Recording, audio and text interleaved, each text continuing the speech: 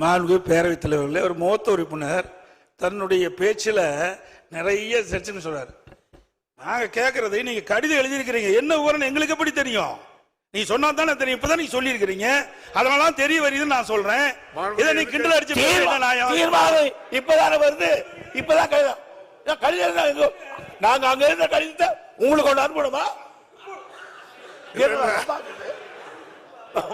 அவங்க அதாவது நீங்க சொன்னது அவங்க என்ன சொன்னா தெரிய வருகிறேன்னு தான் நீங்க சொல்ல முடியும். உங்களுக்கு கவனத்துக்கு நாங்க தரலங்கிறத அவை முன்னவர் தெளிவுபடுத்திட்டாங்க. எங்களை பேச விடுங்க பேரவைத் தலைவர்களே.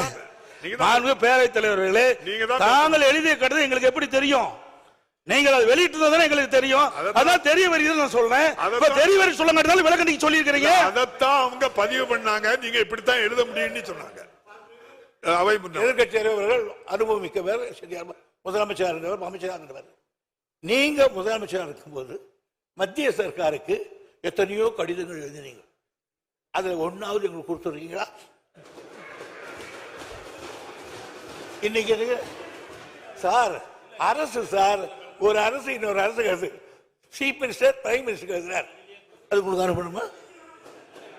என்ன சார் நியாயமா இருக்கு? நீங்க ஒண்ணு கேட்கற சார், இது ஆதரிக்கிறீங்களா எதிர்க்கிறீங்களா சொல்லி விடுங்க சார், முடிச்சிடலாம். மாண்புமிகு முதலமைச்சர் அவர்கள்.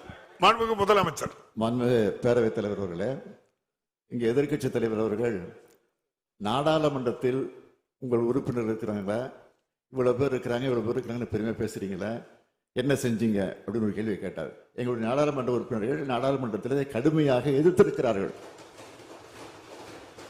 நான் கூட எதிர்க்கட்சி தலைவர் ஒரு ஆதாரமாக பேச மாட்டார் என்று கூட அமைதியாக இருந்தார். ஆனால் இப்பொழுது நான் விவரத்தை கேட்டு ஆதாரத்தோடு சொல்லுகிறேன். எங்களுடைய நாடாளுமன்ற உறுப்பினர்கள் கடுமையாக அதை எதிர்த்திருக்கிறார்கள்.